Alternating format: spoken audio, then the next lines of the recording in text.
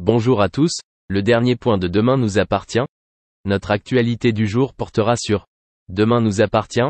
Spoiler, Roxane voit rouge et scène prend à Manon dans TF1. Roxane souhaite qu'One lui tienne tête et elle l'annoncera sans filtre fin 2023 dans Demain nous appartient sur TF1. Pendant ce temps, la mère des Enora attendait au coin de la rue et a répondu précipitamment.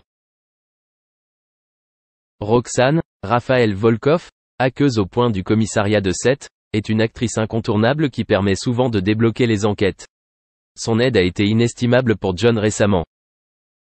Pourtant, durant ses fêtes de fin d'année et plus tard en 2023, elle croise un squelette dans Demain nous appartient programmé du lundi au vendredi à partir de 19h10 sur TF1.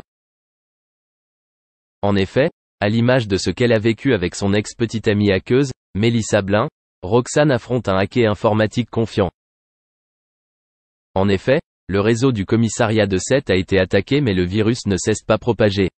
L'informateur voulait simplement laisser un message à la police accusant un certain Liam Desforges d'être le coupable du vol commis par un criminel déguisé en Père Noël.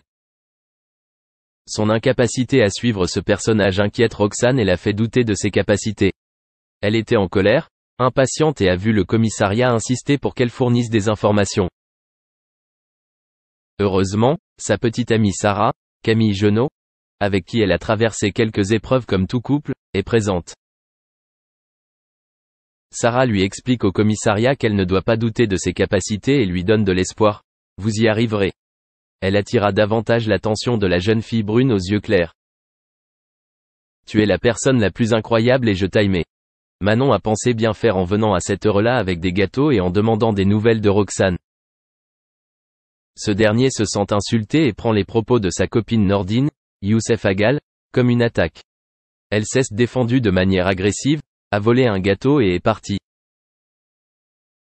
Sarah a traduit la réaction de son partenaire, elle était triste parce qu'elle a rencontré par hasard un homme talentueux qui l'a défendu. Et elle déteste ça. Merci d'avoir regardé et à la prochaine vidéo.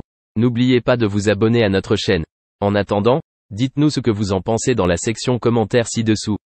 Au revoir.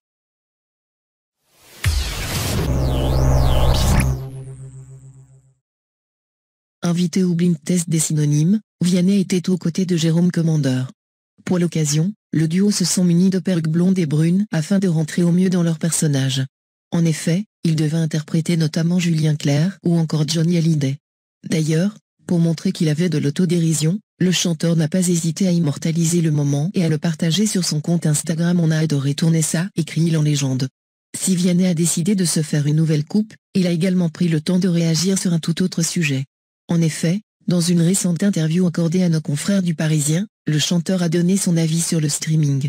Et s'il aime plutôt le concept, il estime également que le système est très mal pensé pour le moment. La répartition des revenus me paraît injuste, dans la mesure où ce n'est pas le nombre d'auditeurs qui est pris en compte, mais le nombre d'écoutes d'une chanson. J'aime l'idée qu'un abonné qui dépense 10 € par mois pour écouter Neil Young ou Jana ne se retrouve pas à financer Jules ou Vianney, qu'il n'a même pas écouté. Déclare-t-il notamment. Pour expliquer sa façon de penser, Vianney utilise la métaphore. En effet, il explique sa position en prenant un acte de la vie quotidienne. Lorsque je demande une baguette à ma boulangère, je trouve normal que l'euro que je lui donne ne revienne pas à la boulangerie d'à côté.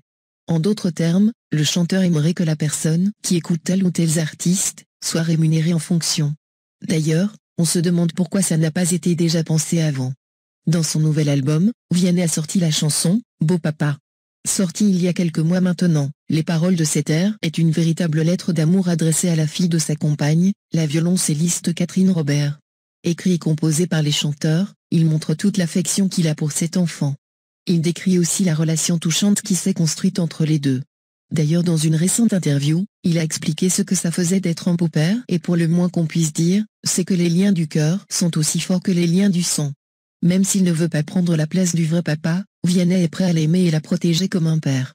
L'expérience est donc nouvelle pour lui, mais elle est belle. J'ai vraiment découvert qu'on pouvait avoir énormément d'amour pour un enfant qui n'est pas génétiquement le sien. D'avoir un enfant qu'on se met à aimer alors qu'on ne l'a pas engendré, je vous assure que quand on est fait des chansons, on est obligé d'en parler. On peut le dire, le chanteur vit une très belle histoire d'amour, et ce n'est pas près de s'arrêter.